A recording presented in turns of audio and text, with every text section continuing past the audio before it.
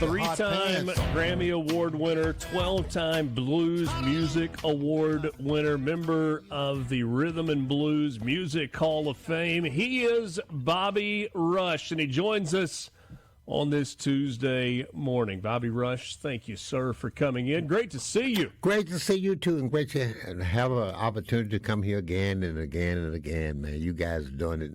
Just thank you for inviting me, man. Have you noticed that as you get older, people mention your age more often? Yes. I mean, it's like, you know, the more times you have a birthday, the more times they bring you out a cake, the more times that people want to say, he's 91 years old, but you don't look 91 and you don't sound 91 and you certainly don't perform like what a lot of people think a 91-year-old, how that person might perform. I don't know what you expect out of a 91-year-old man, but I tell you what, I'm smiling because God has blessed me to be around this long. And the only way you don't get old, you die young. And I'm just thanking God every day for my movement, my health and strength, and mind to do right about others. You know, I'm just enjoying, and I'm still learning, man. I'm still learning. I'm still enthused. I'm still have hope, and I'm having fun. Yeah, having fun. And finally, they're trying to pay me a little money to keep me enthused. There you go. Amen to all of that. Where do you find your inspiration today?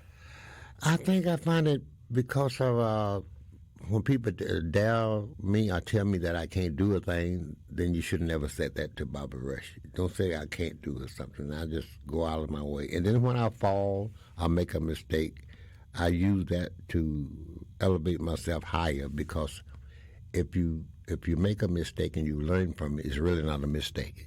It's a stepping stone to what you should or should not do in life. So that's why I get my inspiration from this. I'm a blues singer, but I'm a biblical study, not a religion nut, but a biblical study. I believe in health and strength and treating others like you wish to be treated, and taking advantage of things as they come. You know, as they come. I missed a few things, made a few mistakes in my life, but if I had to do it all over again, I'd probably do the same thing, because I did the best thing I could do at the time I did it. You know. So that's kind of life inspiration. Yeah. What about music inspiration in terms of the way you write, the way you collaborate, the way you play? Where does that inspiration come from today, and has it changed over the years? No, he haven't changed for me, but Really? The only thing have changed with that, because now at my age and time, I bring a little noise in the business now. People know me more. I could speak some of the things I couldn't speak as a younger man.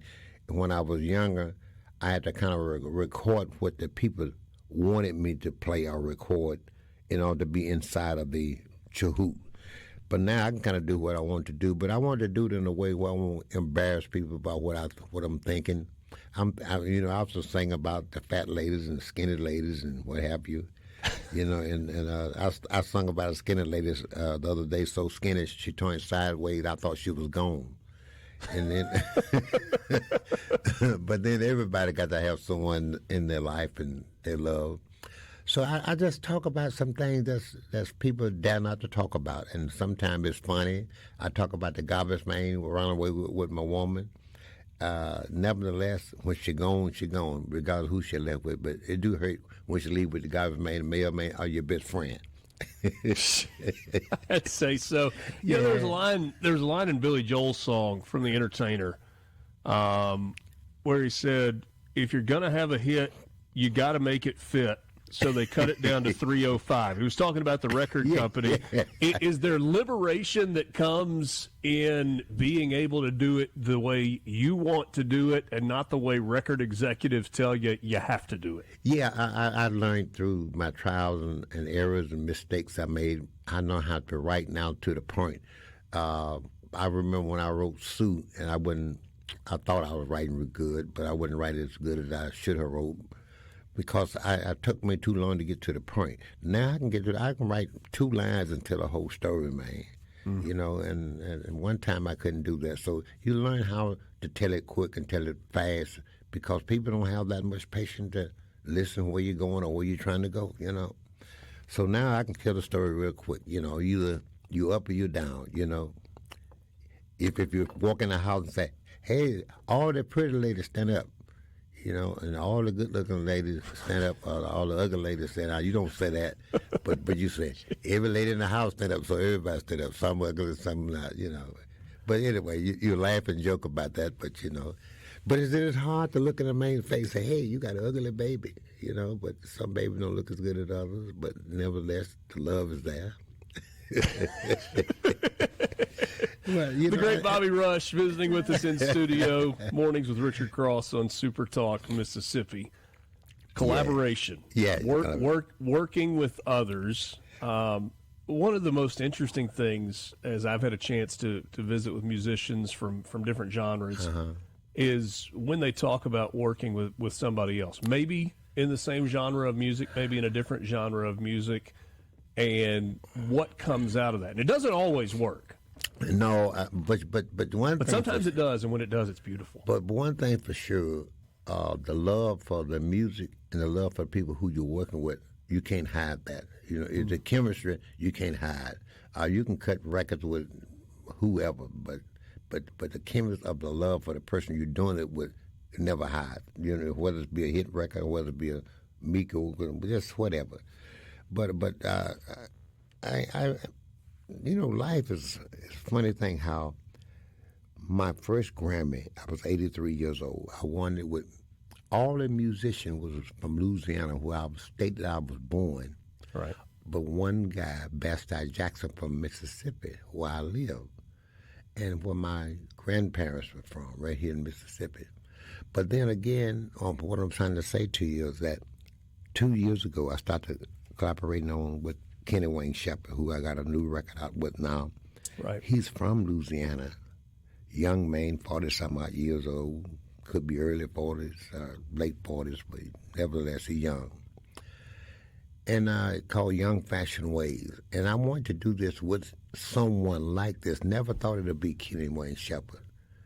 And all of a sudden, and we went to a show to do with him. I said, man, you know what? I'd like to cut some record with you. He said, I'd like to cut a record with you. I've been wanting to talk about that for years. He'd been wanting to talk to me about that, not knowing that I would be interested in it. I wanted to talk to him about it, not knowing he'd be interested in it. And it just automatically happened. So now we got this new record out, Young Fashion Ways. Cut 10 songs, and everybody's raving about it. The reviews is good, and we getting ready to go on a 90-day tour with it across the country, overseas, and Germany and England and what have you, and in the U.S. And we're going to see what happens. We're going to tweak it until we get it where the people will love it and like it, and hopefully that we're not talking about doing it again, but if it happened right, quite naturally, we both hadn't talked about it. We both businessmen. We won't let anything go away that should be repeated again. Mm-hmm. So when you work with somebody that you haven't worked with before, and you said you didn't know he wanted to work with you, he didn't know you might want to work with him, and your minds come together, in terms of the content, writing, producing, playing together, how does that come together? It didn't come together. I've had been writing for many, many years, and he had nothing to do with the writing. Okay. He had me. So these are all your songs. All my songs. Because now he added a lot to the pie. He brought something to the table because I wanted this young man to put his input on what I had laid down. So listen, just let me sit with my guitar. Let me play the harmonica. Let me just sing the song, and see do you like it. And he just fell out on the floor for it. He's a man, and God, and he had a lot of. Is that when the magic starts? That's when the magic starts. Okay, so you've shared the song, you've shared the concept, the idea. Yeah. Now you work together. We work together. Now we work together. Well, not in the writing. I wrote this solo, right. But he added so much to what I was doing because I write in my way of writing, and I want him to have his input, and he did. Brought a lot to the table. I had 3 or 4 songs that I had written and wrote and recorded in the past, but I didn't let him know that intentionally because I wanted him to put his input on because I didn't want to go back and listen to the record been recorded. He may try to record something like have some inputs of things that I did in the record before. I didn't want him to know about that. I just want him to come raw with it like it was a brand new record, put his thing on it, and I did what I wanted to do with that, and he came with it, man. You know, the tune I'm talking about is called Uncle Esau. The song went, Uncle Esau went to town riding the billy goat and leading the hound. The hound barked, the billy goat jumped, threw Uncle Esau straddle a stump.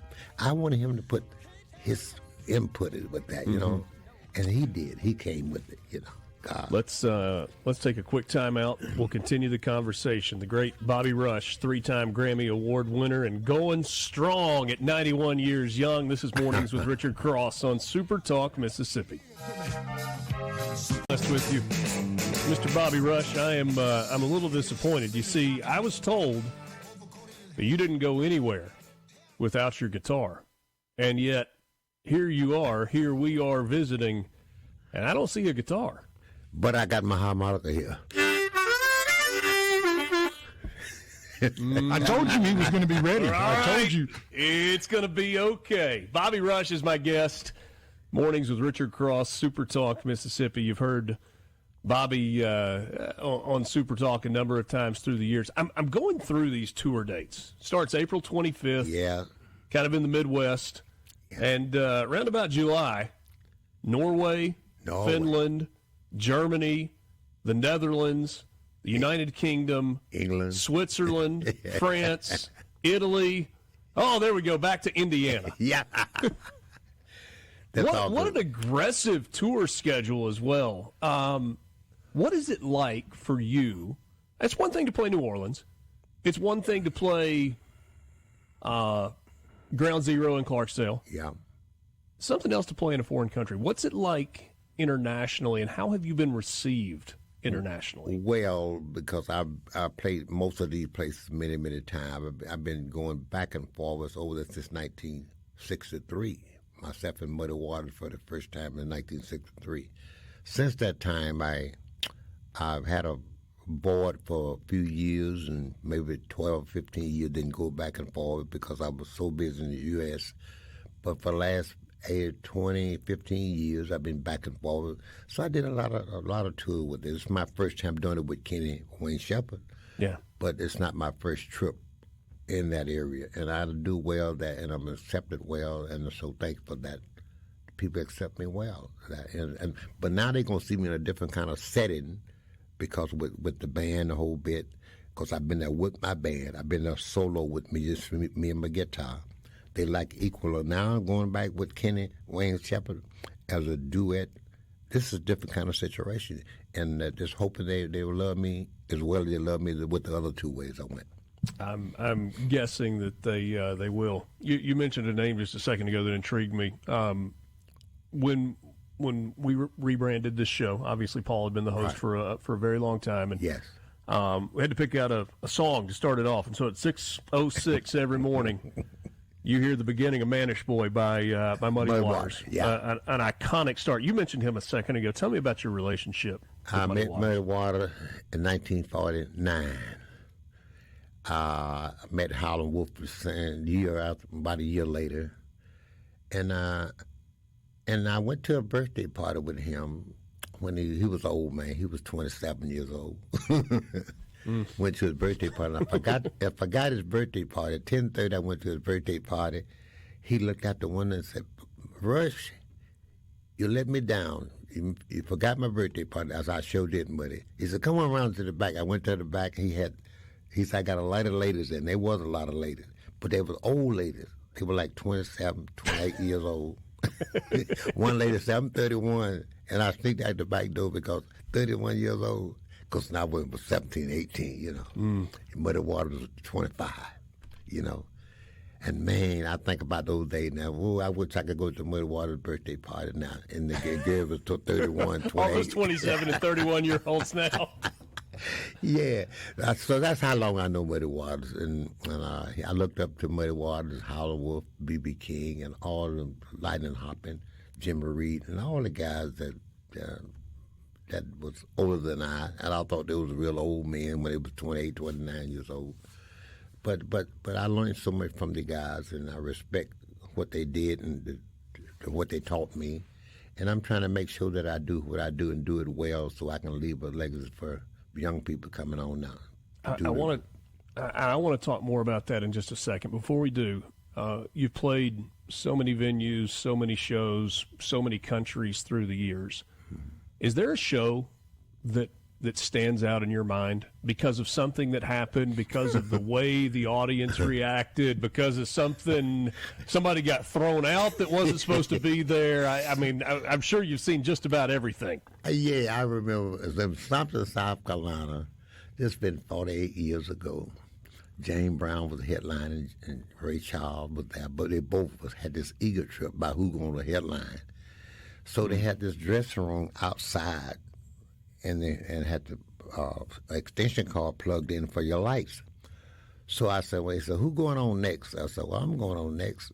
So they was competing with each other, who going to be the star of the show, who going on last. As I'm going on. So they had this that light plugged in the dress, and somebody, I think James Brown unplugged it on Ray Charles. Ray Charles couldn't see anyway. Then why would unplug the light? He unplugged the light, and I couldn't see, and Ray Charles couldn't see, so I dressed in the dark. When I came on the stage, I had a white shoe on and a black shoe on. And everybody thought I was cool, man. They said, wow, look at this cool cat. And I looked down, I had to blow. You gotta own it. Oh, man. You gotta own it. Yeah, and I'm stuck with that now. I had this dress thing. They white shoe, black shoe. You know what I'm talking about? The Rodney thing with the hairdo. That wasn't nothing new. I did that back in 1951. But anyway, those kind of things, I laugh about those kind of things. A lot of things happen, man. Some things happen in the dressing room, man. You can't even talk about it, man. Well, I'm sure that's the case. Tell me a little bit more about Ray Charles. Wonderful guy, so entertaining. I looked at Ray Charles, and I told him one time, he asked me, what kind of song you like, Bobby Rush? I said, I like all kind of records, man. I really like the country and western. So he and I talked about what he liked in the country and western. And I told him what song I liked. He said, what you like, Bobby? I said, I like a song, you get the hook and I get the pole, babe. You get the hook and I get the pole. We go down to the crawdad hole. Hey, baby, man. And I love that song, And we talked about that. So I had this band in New York. I was like 20 years old. And I was there 5 days in this hotel, Drake's Hotel. And I was going to change my show up because I've been there 5 days. Ray Charles said, Bobby Rush, don't change your show up. If people get tired of it, change town. Don't change your show up. When it's working, it's working. And I learned that. So from that time on, I got my show together, and I never changed my show. I mean, add a song and take a song away. I never changed my show. If it worked, it worked, man. You said something a second ago about teaching young people. I was reading an interview that you did recently, I think, with Rebecca Turner here at SuperTalk, and you talked about the responsibility that you feel to teach the blues to a younger generation. And it's interesting to me that you talked earlier about learning the blues from Muddy Waters and others when you were young, and now there's a responsibility to pass that on. Are you concerned about the future of the blues, or is it in good hands? Yeah, I'm concerned about it because I think the people's in the high rank and high position who have the ability to keep the blues and the knowledge of what the blues about from people, because the less you know about it, the less it's surface. And pretty soon, because they take all that kind of music out of the school, take it out of the hands of people, and people just don't know about it. If it wasn't for the white guys who are doing the blues now, what would the blues be? And you got young black men don't want to sing the blues because they think the blues is something less than something else. But that come from the radio station and the people who writes about it and talks about it only talks about the blues being good when the white guys doing it. So that means the black guys get the low end of the stick about the blues, and they don't want no parts of it because it don't take them into place. But the blues is the mother of all music, man. If you don't like the blues, you probably don't like your mama. I like that. I like that. When you see a talented young black musician, do you see that they are more drawn to hip hop than they are to the blues? Yeah, I think that because